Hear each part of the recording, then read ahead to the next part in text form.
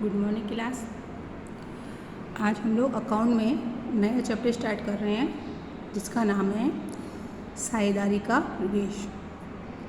इसमें हम साझेदारी के प्रवेश से संबंधित मुख्य बातों पर चर्चा करेंगे।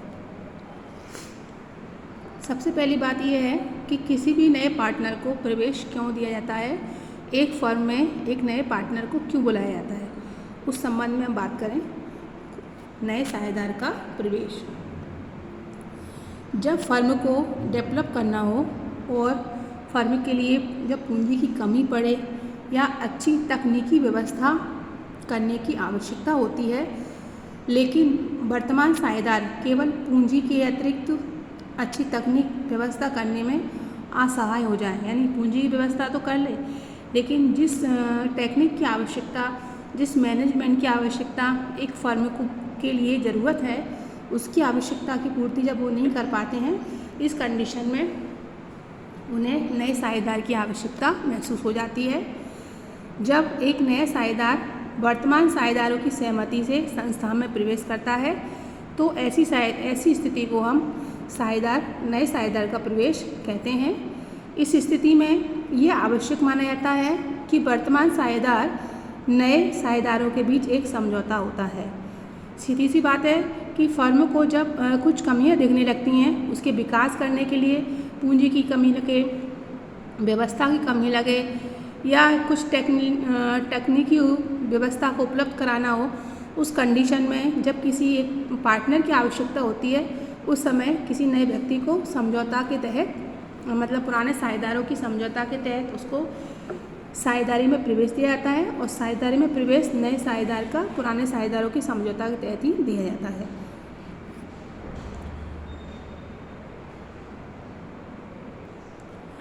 भारतीय अधिनियम 1932 की धारा 331 के अनुसार यदि साझेदारों के बीच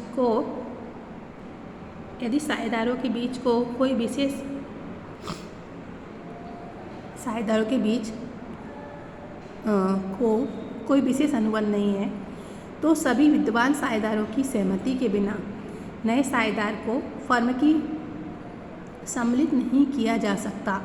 अर्थात फर्म के वर्तमान साझेदारों की सहमति से ही किसी नए व्यक्ति को फर्म में साझेदार बनाया जा सकता है। तो ये हमने पढ़ा नए साझेदार के प्रवेश का अर्थ, या किसी नए व्यक्ति को फर्म में या पार्टनरशिप में क्यों प्रवेश दिया जाता है। नए साझेदार की आवश्यकता या प्रवेश की दशाएं, यानी क्वेश्चन इस तरीके से बन सकता है कि नए साझेदार की आवश्यकता क्यों होती है या उसको प्रवेश देने के लिए क्या क्या दशाएं होती हैं। पहला तो है पूंजी की पूर्ति के लिए। जैसा कि हमको मालूम है कि पार्टनरशिप में जब भी कोई व्यक्ति पार्टनर बनता है तो उस व्यवसाय से जुड़ने के लिए वो अपने साथ पूंजी लेके आता है, तो पूंजी की पूर्ति पूरी हो जाती है। दूसरा है संचालन क्षमता में वृद्धि। जब व्यक्ति आएगा तो व्यवसाय को संचालित करेगा, इससे संचालित व्यवसाय को संभालने में, संचालन करने में सुविधा होगी और नए नए तरीके से व्यवसाय को आगे बढ़ाया जाएगा। साझेदार की निवृत्ति या मृत्यु की दशा में, जब व्यापार से कोई साझेदार अलग हो जाता है या किसी साझेदार की मृत्यु हो जाती है तो उसके स्थान पर नए साझेदार को उसमें प्रवेश दिया जाता है। इसके बाद है कर्मचारी को प्रोत्साहन देने के लिए। व्यापारी की लाभ अर्जन शक्ति बढ़ाने के लिए फर्म में एक अनुभवी और कार्यकुशल कर्मचारी को प्रवेश देकर उसे प्रोत्साहित किया जाता है। व्यापार को बढ़ाने के लिए विदेशी व्यापार की दशा में, इसमें हम क्या पढ़ेंगे कि यदि विदेशों में व्यापार स्थापित करना है तो उसे देश के व्यक्ति को वहाँ व्यापार संचालित करने के लिए साझेदार बनाया जा सकता है। प्रतिस्पर्धा समाप्त करने के लिए भी नए व्यक्ति को फर्म में प्रवेश दिया जा सकता है। इस प्रकार ये प्रमुख दशाएं हैं जिसके आधार पर नए व्यक्ति को फर्म में प्रवेश दिया जा सकता है। नए साझेदार की वैधानिक स्थिति, अब इसके बारे में हम क्या समझें। भारतीय अधिनियम 1932 के अनुसार एक नया साझेदारी में सम्मिलित होने के लिए पूर्व में कार्यों के लिए उत्तरदायी नहीं होता, इसमें बताया गया है कि अगर फर्म ने साझेदार के प्रवेश करने से पहले जो भी कार्य किए हैं, चाहे उसमें फर्म को लाभ हो, हानि हो या अन्य कोई दशाएं हो, तो उसकी स्थिति के लिए नया साझेदार उसके लिए उत्तरदायी नहीं होगा। वह लिखित में दायित्व स्वीकार करता है तो ही वह उसके लिए उत्तरदायित्व होगा। अगर पार्टनरशिप डीड बनती है और पार्टनर डीड में जो भी कार्य किए गए हैं उस कार्य में जो भी फर्म को नुकसान होता है तब वो उसके लिए दायित्व रहेगा। नए साझेदार के प्रवेश के बाद वह फर्म के सभी कार्यों में सहभागी होता है और उसके लिए उत्तरदायी भी होता है। यदि समझौते द्वारा उसके कार्यों को सीमित किया गया हो तो वह फर्म के कार्य की अपनी सीमा में ही करता है। इसमें समझाया गया है इस लाइन में कि अगर फर्म ने उस पार्टनर को केवल एक कुछ अंश तक ही या कुछ हिस्से तक सीमित कार्यों के लिए रखा है तो उसकी सीमा के अकॉर्डिंग यानी अधिकार जो दिए गए होंगे उस सीमा के अकॉर्डिंग वो काम करेगा। अब है नए साझेदार के अधिकार। साझेदार के अधिकार मुख्यतः दो प्रकार के होते हैं इसमें, एक तो व्यापार की संपत्ति पर अधिकार और दूसरा लाभ में हिस्सा पाने का अधिकार। तो नए साझेदार के व्यापार में क्या क्या अधिकार है?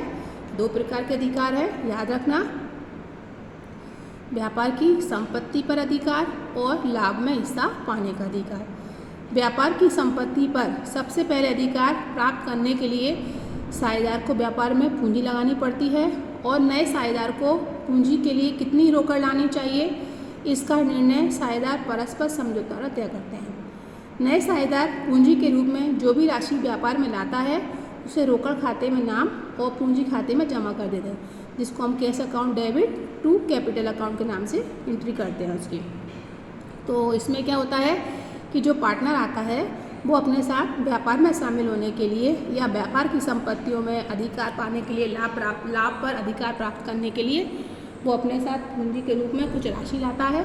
अब कितनी राशि लानी है वो पार्टनर अपने आप आपस में अपनी सहमति के अनुसार लाना पड़ता है। इस संबंध में जो एंट्री बनेगी वो cash account debit to capital account के नाम से बनेगी। अगला पॉइंट है लाभ में हिस्सा पाने का अधिकार। जब एक नए साझेदार को प्रवेश देने पर पुराने साझेदार अपने लाभांश का त्याग करते हैं, इसका मतलब क्या हुआ? सीधी सी बात है, जब पुराने पार्टनर जितने भी दो पार्टनर हैं तो अपने जो लाभ प्राप्त कर रहे हैं तो अब कोई नया आएगा तो उनके लाभ का क्या हो जाएगा? हिस्सा बट जाएगा, यानी लाभ में कमी आ जाएगी। तो वो क्या हो गया? अपने हिस्से का त्याग कर रहे हैं। फलतः भविष्य में उन्हें व्यापार से कम लाभ मिलेगा।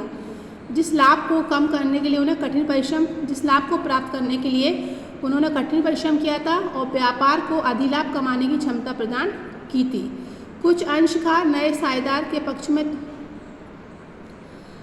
अतः पुराने साझेदार नए साझेदार से प्रवेश के समय व्यापार में लाभ का अधिकार देते समय अपने पिछले श्रम और जोखिम की क्षतिपूर्ति के लिए कुछ धन प्रब्याजी के रूप में लेते हैं, यानी प्रीमियम के रूप में लेते हैं। यानी जब नए साझेदार आता है तो अपने साथ कुछ प्रीमियम की राशि लाता है। वो राशि किस लिए लाता है कि पुराने साझेदार ने जो मेहनत करी है, जिस मेहनत से फर्म को जमाया है, लाभ प्राप्त करने की स्थिति में लेके आए हैं, तो वो उसको अपनी मेहनत का हिस्सा प्रीमियम के रूप में लेते हैं। प्रब्याजी ख्याति के मूल्य और नए साझेदार को दिए जाने वाले लाभांश पर निश्चित की जाती है, जो पुराने साझेदार को उनके लाभांश त्यागने के प्रतिफल में दी जाती है। बेचे गए या त्यागे गए लाभांश को के इस मूल्य को हम ख्याति कहते हैं, जैसे कि इस संबंध में भी हम सवाल कर चुके हैं पहले वाली यूनिट में। अगला है नए साझेदार के प्रवेश पर कुछ समायोजन। इसमें हम क्या समझेंगे कि जब कोई नया पार्टनर बिजनेस में आता है तो पुराने पार्टनर को अपने कुछ एडजस्टमेंट करने पड़ते हैं बिजनेस में। अब वो एडजस्टमेंट क्या क्या होते हैं वो हम पॉइंट बाय पॉइंट पढ़ रहे हैं। नए साझेदार के प्रवेश पर नया समझौता पत्र बनता है। साझेदारी संगठन में भी परिवर्तन होते हैं और कुछ नया एडजस्टमेंट करना पड़ता है। पहला एडजस्टमेंट क्या रहता है कि नए साझेदारों की पूंजी निर्धारित करना। पहले तो ये रहता है कि पुराने साझेदार ये डिसाइड करते हैं कि नए साझेदार को कितनी पूंजी लानी पड़ेगी, ठीक है। दूसरा, लाभ हानि विभाजन के अनुपात में परिवर्तन का समायोजन, कि जो लाभ हानि बांटेंगे वो उसका अनुपात क्या रखा जाएगा उसको डिसाइड करना रहता है। ख्याति को उपचार करना, ख्याति को पूरा करने में क्या होता है कि जो नया पार्टनर आएगा वो अपने साथ कितनी ख्याति के रूप में राशि लेके आएगा। फर्म की संपत्तियों और दायित्वों के पुनर्मूल्यांकन का समायोजन करना, संचित लाभ और सामान्य संचिति और संचित हानि का समायोजन करना, आवश्यकता अनुसार पूंजी खातों का समायोजन करना और नए साझेदार को लाभ की गारंटी देना। इस संबंध में नए साझेदार के प्रवेश पर जो समायोजन करते हैं वो ये हैं, जैसे कि हमने समझा। तो ये मुख्य पॉइंट आपको याद रखने हैं बेटा।